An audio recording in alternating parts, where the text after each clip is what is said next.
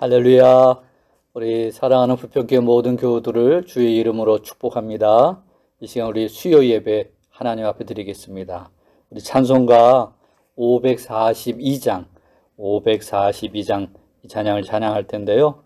우리 예루살렘 성가대가 불렀던 녹화된 찬송가가 있습니다. 우리 그 찬송 함께 부를 거고요.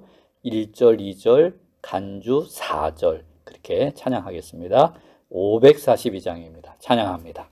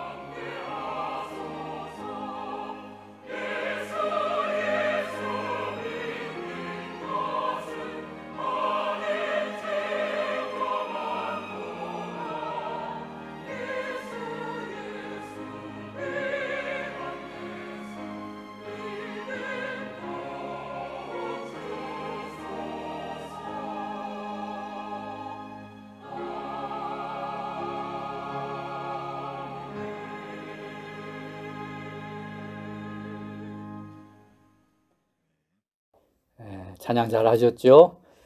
이 시간은 성경 말씀을 보겠습니다. 히브리서 12장입니다. 신약성경 366쪽, 367쪽 이쪽 부분에 있습니다. 히브리서 12장 1절부터 3절까지 말씀입니다. 제가 봉독합니다. 이러므로 우리에게 구름같이 둘러싼 허다한 증인들이 있으니 모든 무거운 것과 얽매이기 쉬운 죄를 벗어버리고 인내로서 우리 앞에 당한 경주를 하며 믿음의 주요 또 온전하게 하시는 이인 예수를 바라보자. 그는 그 앞에 있는 기쁨을 위하여 십자가를 참으사 부끄러움을 개의치 아니하시더니 하나님 보좌 우편에 앉으셨느니라. 너희가 피곤하여 낙심하지 않기 위하여 죄인들이 이같이 자기에게 거역한 일을 참으신 일을 생각하라. 아멘. 네, 우리 철로역정 수요일마다 설교했는데 제가 오랜만에 다시 철로역정 설교하게 됐죠. 우리 철로역정이라는 책에 보면 순례자 주인공이 나옵니다. 이 사람이 자기가 사는 성이 장차 심판받아 멸망할 성인 것을 알게 됐어요. 그래서 멸망하지 않는 영원한 성을 찾아 순례의 길을 출발하는 이야기, 또 천성을 향해 가는 그런 순례의 이야기가 철로역정이라는 책이에요. 자, 이 주인공이 이제 어디에 도착했냐 하면 아름다운 집, 한자로는 미궁이라는 표현을 쓰고요. 원어에는 뷰티풀 하우스 이렇게 했어요. 아름다운 집이라는 그런 곳에 도착을 했습니다. 이 아름다운 집은 교회를 의미합니다. 교회에서 어떤 일들을 경험하는가, 어떤 은혜와 복을 받는가, 그런 내용들이 담겨져 있습니다. 그래서 첫 번째는 그 집에 문지기와 신중이라고 하는 이를 만나요. 그리고 그 안에 살고 있는 경건이, 또 분별이, 자애, 이런 이들을 만나서 대화를 하는 그런 장면이, 내용이 나와 있습니다. 이 이야기의 큰 주제는 뭐냐면 교회는 신앙을 점검하는 곳이다 라고 하는 것입니다. 교회 안에서 하는 일 중에 중요한 일이 있는데 신앙을 점검하는 거예요. 이 사람이 정말로 예수 믿고 구원받은 하나님의 자녀인지, 예수 믿고 구원받을 만한 믿음이 그의 안에 있는지 이걸 확인하는 곳, 점검하는 곳이 교회예요. 교회는 누구나 들어올 수 있지만 누구나 그 교회 안에 머물 수는 없습니다. 왜냐하면 교회는 구원받은 하나님의 자녀들이 있는 그런 공동체이기 때문에 그래요. 그래서 문지기와 신중이와 경건이, 분별이, 자애, 이런 이들 통해서 질문을 던져요. 당신 구원받았습니까? 이런 질문이죠. 구원받은 하나님의 자녀인지. 그의 신앙의 목표와 목적이 무엇이고 어딜 향해 가고 있는지를 물어야 돼. 교회 나온다고 다 예수 믿고 천국 가려고 나오는 거 아니고요. 때때로는 다른 목적을 가지고 교회 나오는 사람들도 있어요. 그래서 분명한 목적을 점검해야 되고요. 회개했는지, 자기가 죄인인 것을 깨닫고 고백했는지, 또 십자가를 만났는지, 거기서 거듭났는지도 살펴봐야 되고요. 그래서 복음에 대한 확신, 예수가 그리스도, 예수가 구세주라고 하는 그 복음에 대한 확신이 있는지도 점검해 봐야 돼요.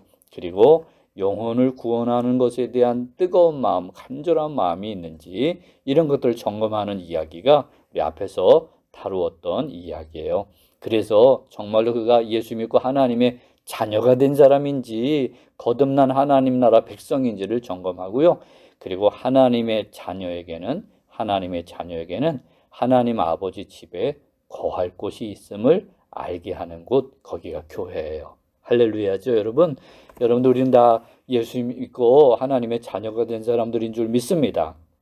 그래서 장차 천국에 가도 우리 아버지 집에 거할 곳이 있고요.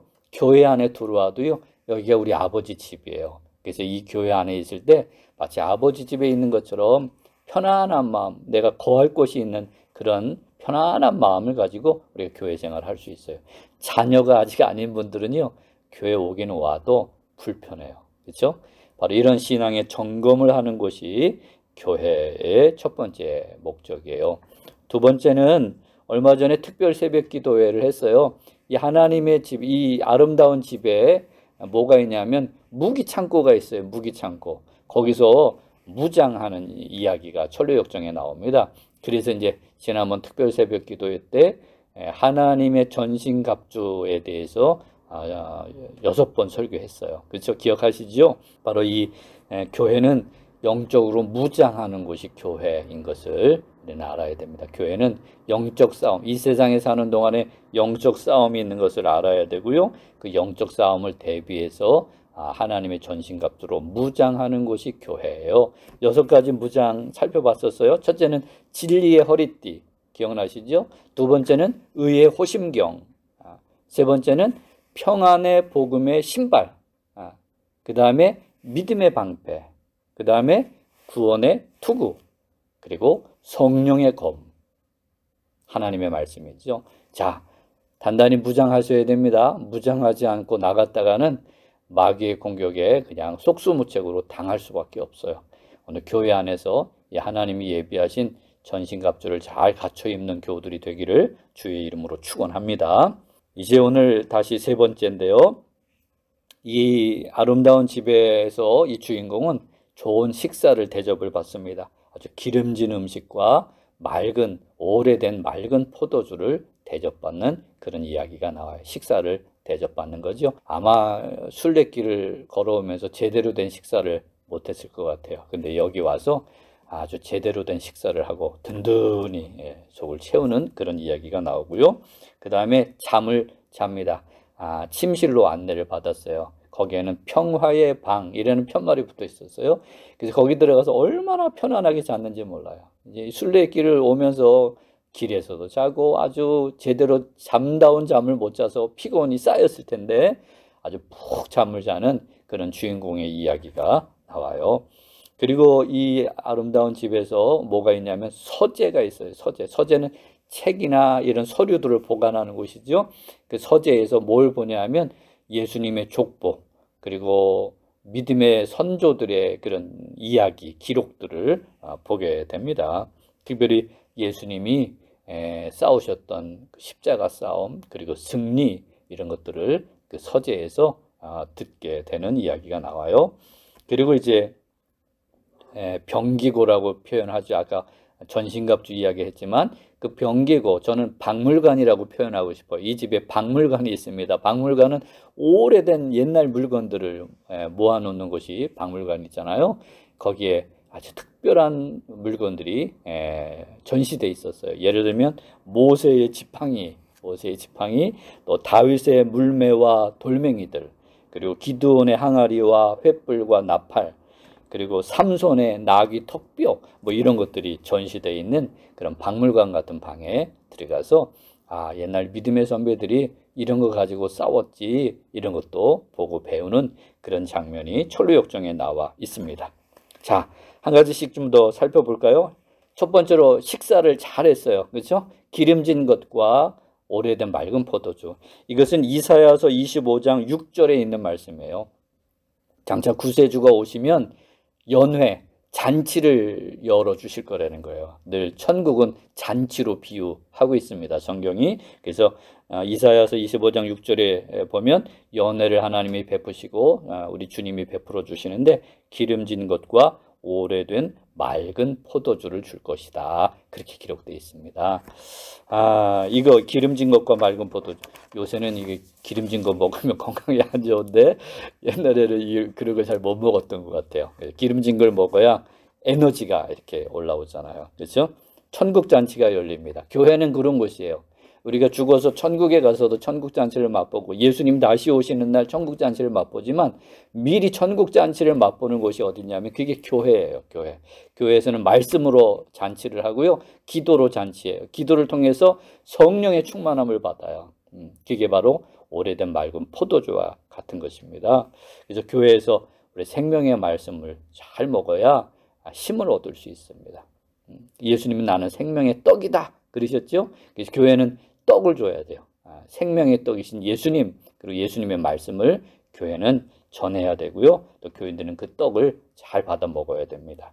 또 기도를 통해서 성령의 충만함을 받아야 돼요. 에베소서 5장 18절에 보면 술 취하지 말라 이는 방탕한 것이니 오직 성령으로 충만함을 받으라. 할렐루야. 이런 말씀이 있어요. 성령의 충만함을 받는 것, 그게 포도주를 마시는 것과 같습니다. 그래서 성령이 충만하면 기쁨이 넘쳐요. 세상 사람들 술 취하면 기분 좋다 그러는데 예수 믿는 사람들 술 마시면 안 되잖아요. 예수 믿는 사람들은 성령 마셔야 돼요. 기도를 통해서 성령의 충만함을 받아서 기쁨이 충만하고, 기쁨이 충만하면 없던 힘도 막 생기잖아요. 그렇죠? 예, 슬프면 기운이 다 빠져요. 그러나 기쁘면 없던 에너지가 막 솟아 올라와요. 그래서 이 식사를 통해서 힘을 얻는 거예요. 건강해지는 겁니다. 오늘 설교의 큰 주제는 교회를 통해서 믿음의 견고함을 얻는 것이에요. 믿음이 강해지는 것. 이게 교회가 해야 되는 일입니다. 교회는요, 성도들이 그곳에 모여서 믿음이 점점 굳세지는 것. 그게 교회의 목표, 목적 중에 하나예요. 그래서 영적인 건강을 위해서 하나님의 말씀을 먹고 기도를 통해서 성령의 충만함을 덧입을 때 영적으로 건강해질 수 있습니다. 그러니까 여러분들 교회 와서 하나님 말씀 잘 먹어야 돼요. 세상 얘기 들으면 안 되고요. 이단 같은 데 쫓아다니면서 이상한 거 먹으면 안 돼요. 우리 어렸을 때 초등학교 다닐 때, 저는 국민학교 출신인데 국민학교 다닐 때 선생님들이나 부모님들이 늘 이야기하시잖아요. 불량식품 먹고 다니지 말라고. 그거 먹으면 배탈 나고 큰일 난다고. 그러니까 밖에 나가서 아무거나 먹고 다니시면 안 되고요. 교회에 와서 하나님의 말씀을 먹어야 우리가 영적으로 건강해지고요. 믿음이 더 단단해지는 줄 믿습니다. 그러니 교회에 오셔서 하나님의 말씀을 잘 먹고, 하나님의 말씀을 먹어야 영적인 생명력이 생겨요. 요새는 면역력에 대한 관심이 크잖아요. 면역력. 그렇죠? 코로나가 와도 면역력이 있으면 물리칠 수 있어요. 그렇죠? 근데 영적인 면역력 이런 게 생겨야 돼요. 그러려면 하나님의 말씀을 잘 먹고 기도로 성령이 충만하면 마귀가 그 어떤 병균을 우리에게 넣어줘도요, 그걸 다 물리칠 수 있는 그런 믿음의 사람이 되는 줄 믿습니다. 그래서 에베소서 6장 10절에 보면 끝으로 너희가 주 안에서와 그 힘의 능력으로 강건하여지라, 그런 말씀이 있어요. 주님의 주시는 힘의 능력으로 강해지려는 겁니다. 오늘 하나님의 말씀 잘 먹고 기도로 성령 충만해지셔서 점점 더 믿음이 강해지는 우리 하나님의 사람들이 되기를 주의 이름으로 축원합니다. 그렇게 할 수 있는 것이 교회라고 오늘 일러주고 있어요. 자, 두 번째는 숙면이에요. 잠을 잘 자는 겁니다. 기운을 차리는 가장 좋은 방법, 첫째는 밥 잘 먹는 거고요. 많이 먹고, 두 번째는 잠을 푹 자는 게 힘을 얻는 그런 방법이에요.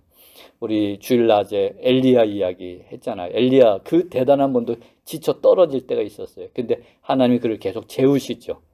먹이시고 재우고 먹이고 재우고. 자야 돼요. 푹 자야 됩니다. 잠을 잘 못 자는 분들도 계시잖아요. 그렇죠? 여러 가지 이유가 있을 수 있습니다. 첫째는 그 안에 근심 걱정과 불안이 있으면 잠을 못 잘 수 있어요. 또 악한 영이 공격하면 잠을 못 잘 수도 있습니다. 요새 사람들은 잠을 숙면을 위해서 투자를 많이 하지요. 방음 시설도 잘하고, 그죠? 좋은 침대, 그죠? 좋은 베개, 예, 이런 거 막 써요, 그죠? 또 어디 가면 좋은 숙소에서 묵으려 그래요. 제가 이번 설교 준비하면서 우리나라 호텔 중에 비싼 호텔은 하룻밤에 얼마나 하나 알아봤더니 몇 년 전 자료인데 하룻밤에 2천만 원 하는 방도 있어요. 그런 데서 잠이 올래라 모르겠어요. 어찌됐든 사람들은 이렇게 푹 자려고 애를 씁니다. 근데 이 방 공간에 대한 것도 굉장히 중요해요. 공간. 저는 휴가를 가면 호텔 같은데 또 이런 펜션 같은데 가면 그 도착해서 그 방에서 꼭 기도를 합니다. 기도. 성령님이 이 방에 함께 해달라고. 왜냐면 언제가 기도 안 하고 자는데요. 잠자리가 뒤숭숭해서 밤새 잠을 못 잤던 적이 있어요. 그 다음부터는 어딜 가도 성령님 이 방 처음 왔는데 함께 해주세요. 악한 영들이 넘보지 못하게 막아주세요. 그렇게 기도하고 그렇게 숙소를 사용하는 그런 습관이 있어요. 자, 어찌됐든 우리 안에 근심과 걱정과 불안이 있으면 잠을 잘 못 잘 수 있습니다. 근데 시편 127편 1절 2절 거기 보면 유명한 말씀이죠. 하나님은 여호와는 사랑하시는 자에게는 잠을 주시는도다, 이런 말씀이 있어요. 하나님이 사랑하는 사람은 잠을 잘 자나 이렇게 해석할 수 있는데 내용을 이렇게 들여다보면 이런 거예요. 어떤 사람이 잠을 잘 자느냐? 내가 자는 동안에도 하나님이 나를 지켜주시고 하나님이 나를 위해 일하신다라고 하는 것을 아는 사람은 잠을 잘 자는 거예요. 그런 뜻이에요. 그런 뜻입니다. 여러분들 교회에 와서 뭘 배우냐 하면 하나님은 여러분을 구원하셨고요. 하나님은 여러분이 자는 동안에도 주무시지 않고 여러분을 돌보시는 아버지시라고 성경은 우리에게 일러주고 있잖아요. 교회는 그걸 가르쳐주는 곳이에요. 그래서 근심 걱정이 사라져요. 그 하나님, 나의 아버지 되신 하나님, 내가 자는 동안에도 나를 위해 일하시는 하나님, 내가 죄인이었을 때 나를 위하여 십자가를 지신 예수님, 이런 걸 배우면서 주님이 나를 지키시고 주님이 날 돌보시고 주님이 날 사랑하시는구나, 이걸 깨달으면 근심 걱정이 없어요. 그래서 그런 사람은 그냥 잠을 잘 잘 수 있습니다. 걱정이 없으니까. 저도 잠을 잘 자는 편입니다. 머리만 대면 2분 안에 언제든지 잘 수 있어요. 왜냐하면 주님께 맡겨서 그래요. 주님이 돌보고 계심을 믿기 때문에 그렇습니다. 교회는 바로 그런 곳이에요. 로마서 5장 1절 말씀에 그러므로 우리가 믿음으로 의롭다함을 받았으니 할렐루야 우리 주 예수 그리스도로 말미암아 하나님과 평화를 누리자. 유명한 말씀 중에 하나입니다. 예수님이 십자가에서 대신 죽으셔서 우리가 죄사함을 받고 하나님과 의로운 관계에 들어갔어요. 그래서 하나님과 평화를 누릴 수 있다고 그렇게 일러주고 있습니다. 그러니까 너무 걱정하지 마시고요. 아이고, 내가 천국에 갈 수 있을까? 내가 하나님께 사랑받을 수 있을까? 걱정하지 마세요. 여러분이 예수를 믿는 사람이라면 여러분 하나님의 자녀고요. 하나님과의 평화의 관계 속에 이미 들어가 있습니다. 그러니 걱정하지 마시고 편안히 잠자고 주님 안에서 담대하고 평화로운 마음을 가지고 힘을 얻게 되기를 주의 이름으로 축원합니다. 예수 믿는 사람이 노심초사하시면 안 돼요. 전전긍긍하시면 안 됩니다. 담대하셔야 돼요. 주님이 날 구원하셨고요. 하나님이 날 받아주셨고요. 하나님이 날 돌보고 계시다고 하는 그런 믿음을 가지고 담대하게 살아가는, 그래서 점점 살면 살수록 그 안에서 기운이 넘쳐나는 그런 믿음의 용사들이 되기를 주님의 이름으로 축원합니다. 세 번째는 서재가 있었다 그랬죠. 그 서재에는 족보들이 있어요. 특별히 예수님의 족보. 성경에도 족보들이 몇 번 나오잖아요. 구약에도 나오고 마태복음에도 나오고 족보들이 나와요. 족보에는 우리 믿음의 선조들의 이름이 나오고요. 또 예수님의 이야기가 거기에 있습니다. 이 성경에 나와 있는 족보를 이렇게 읽어보면 믿음의 이렇게 흐름이 강물이 흘러가듯이 믿음의 계보가 이렇게 흘러내려가는 것을 보게 되면서 굉장히 저는 개인적으로 은혜를 많이 받았어요. 이 어려운 때에 어떻게 이분들이 믿음을 가질 수 있었을까? 이건 하나님의 은혜가 아니고는 있을 수 없는 일이다. 그런 걸 깨달은 거죠. 그러니까 하나님이 이 세상을 구원하시려고 끊임없이 믿음의 사람들을 세우시고 그들에게 믿음을 부어주셔서 믿음으로 살도록 그들을 이끌어 오셨고요. 여기까지도 주님이 우리에게 믿음을 주시며 이끌어 오신 줄 믿습니다. 이 하나님의 은혜가 있다고 하는 것을 이 족보 이야기가 증거하고 있어요. 그리고 히브리서 11장, 오늘 우리 12장을 본문으로 읽었는데 11장에 보면 믿음으로 선한 싸움을 싸운 선조들의 이야기가 거기 있잖아요. 뭐 아벨, 에녹, 노아, 아브라함, 이삭, 야곱, 요셉, 모세, 또 사사들, 다윗, 우리 앞에 믿음의 길을 걸어갔던 분들의 이야기가 나와요. 이 히브리서 11장에 보면 믿음으로라는 말씀이 계속 나와요. 저는 이 말씀 읽다가 울 뻔했어요. 믿음으로. 우리 선배들은 믿음으로 살았구나. 믿음으로 살았구나. 이 어려운 때에도 믿음으로 싸워 나가셨구나. 우리보다 지금 나보다 훨씬 더 열악하고 끔찍한 상황 속에서도 믿음으로 살아가셨구나. 이런 걸 생각하면서 아주 뭉클하더라고요. 그렇습니다. 우리 족보 이야기 속에는 우리 믿음으로 걸어온, 믿음으로 살아간 우리 선배들의 이야기가 있어요. 그리고 이 족보의 이야기 속에 가장 중요한 이야기는 예수님의 이야기죠. 우리 예수님이 이 땅에 오셔서 믿음으로 사셨어요. 하나님 아버지에 대한 믿음이 있으셨기 때문에 그 십자가의 길을 가실 수 있었어요. 그렇지 않고서는 뭘 믿고 십자가의 길을 걸어가실 수 있었겠어요. 죄 없으신 분이 죄를 다 뒤집어 쓰시고 그리고 끔찍한 십자가형을 당하셔야 되는 일인데 하나님 아버지에 대한 절대 믿음이 없으셨다면 그 길을 걸어가실 수가 없었을 거예요. 그런데 예수님은 믿음으로 십자가의 길을 걸어가셨고요. 그럼 믿음으로 부활하시고 승리하신 줄 믿습니다. 오늘 이 서재에서 바로 믿음의 선조들 이야기 그리고 믿음의 예수님 이야기가 들려져요. 교회는 그런 곳입니다. 교회는 믿음을 가르쳐주는 것이고 믿음의 이야기를 들려주는 것이 교회예요. 우리 믿음의 선배들의 그런 믿음의 이야기 그리고 예수님의 믿음의 이야기를 잘 알려주고 이어가도록 계승하도록 전달해주는 그런 곳이 교회예요. 그래서 교회는 믿음을 배우는 곳이 교회입니다. 믿음이 점점 더 견고해지는 곳이 교회인 것을 우리는 알게 돼요. 우리 교회 학교에서 아이들에게 성경 이야기 해주잖아요. 우리 아이들을 보면 아이고 저것들이 믿음을 가질 수 있을까? 사실은 한편으로 걱정이 되는데 사실은 걱정할 거 없어요. 믿음은 우리 주님이 주시는 거고요. 우리 선생님들이 열심히 하나님의 말씀, 성경 이야기, 믿음의 선배들의 이야기, 예수님 이야기 전해주면 어느 순간 우리 아이들이 믿음이 자라고요. 믿음의 용사로 든든히 거듭나는 그런 역사가 우리 교회에서도 계속 이어질 줄 믿습니다. 이게 바로 교회가 하는 일이에요. 교회는 믿음의 용사를 키우는 곳입니다. 믿음의 사람들을 세우는 곳, 그게 교회예요. 그러니까 우리가 교회에서 무슨 얘기를 해도 믿음 있는 말 하셔야 됩니다, 여러분. 그리고 우리 믿음 있는 분들 소개해야 돼요. 맨날 믿음 없는 사람 얘기하시면 안 돼요. 교회는 믿음 있는 사람들 이야기, 믿음 있는 예수님 이야기 해야 되고요. 그리고 믿음을 격려하고 믿음을 도모하는 그런 교회가 되어야 될 줄 믿습니다. 특별히 오늘 본문 히브리서 12장 1절로 3절에 있는 말씀을 읽었어요. 믿음의 주요 온전케 하시는 인 예수를 바라보라. 예수님을 바라보라는 거예요. 왜냐하면 예수님은 믿음의 주님이시래요. 믿음으로 십자가의 길을 걸어가신 분이시기도 하고요.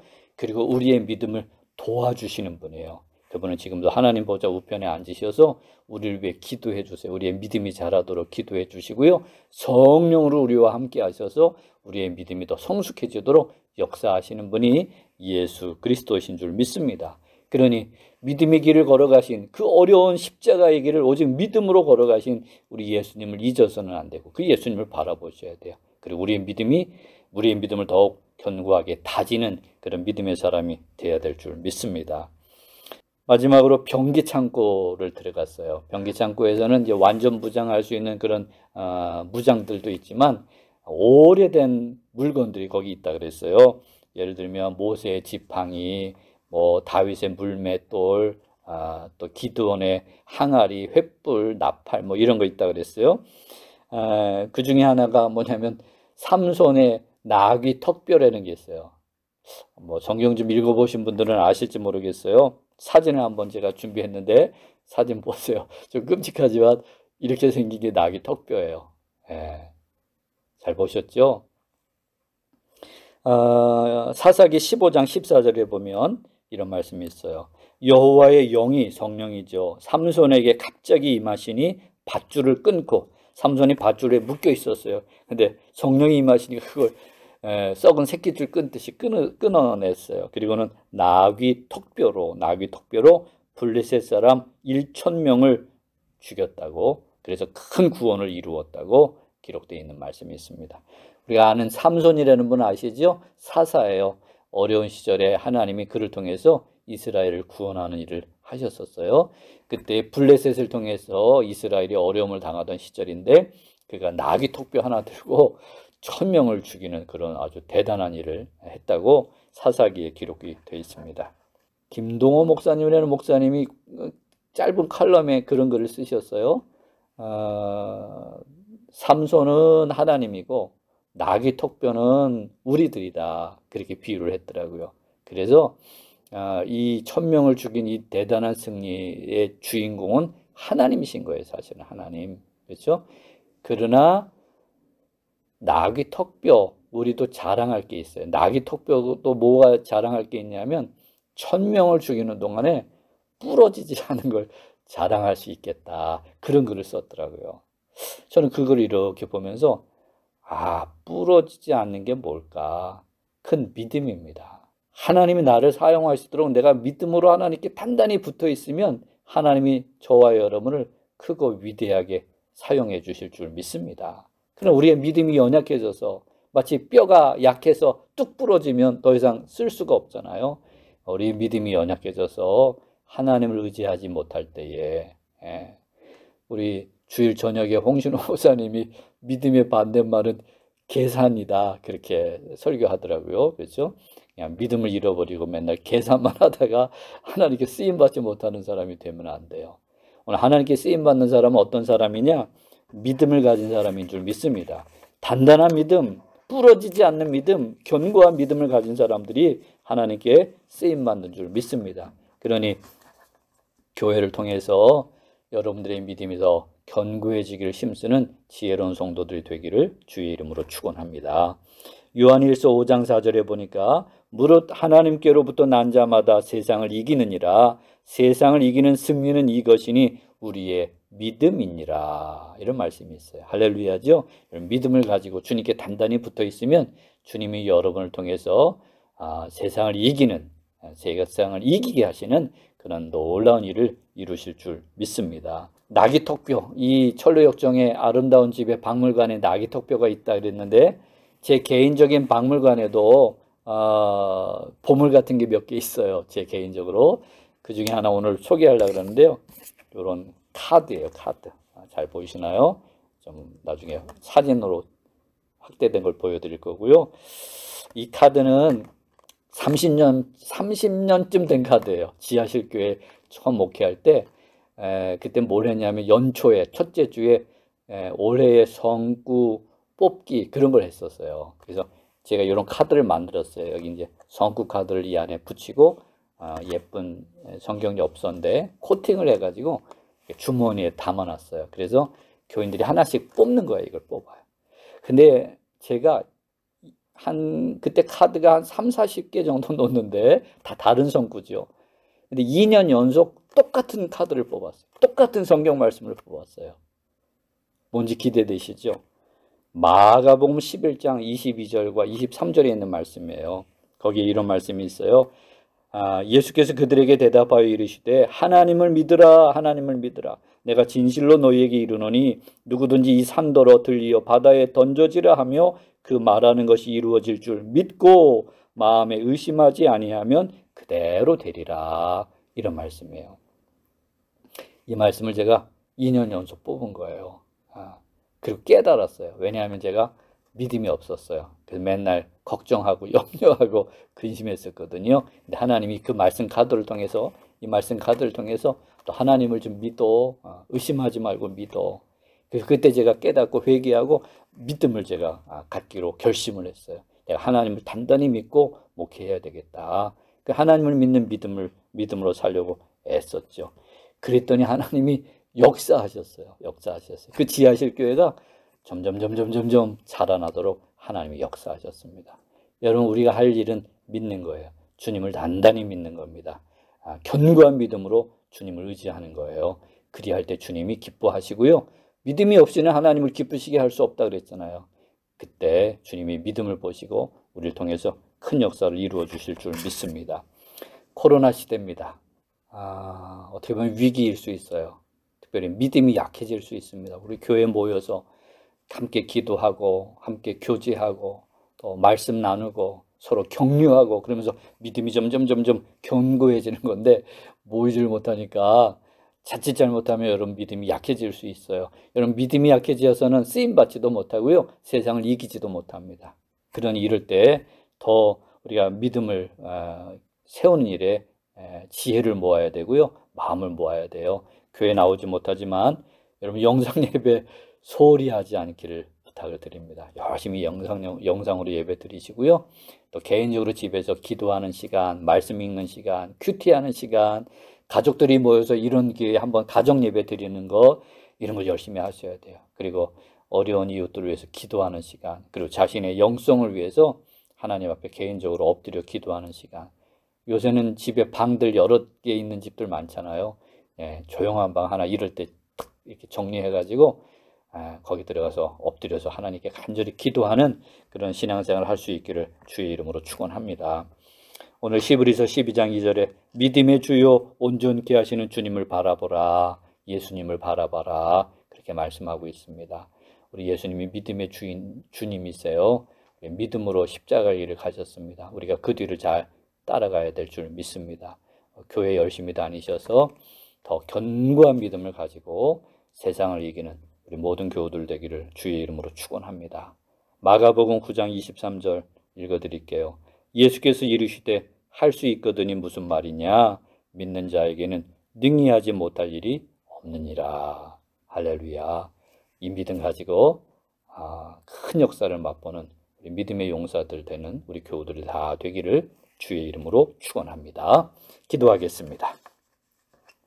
하나님 아버지, 저희들에게 믿음을 주셔서 감사합니다.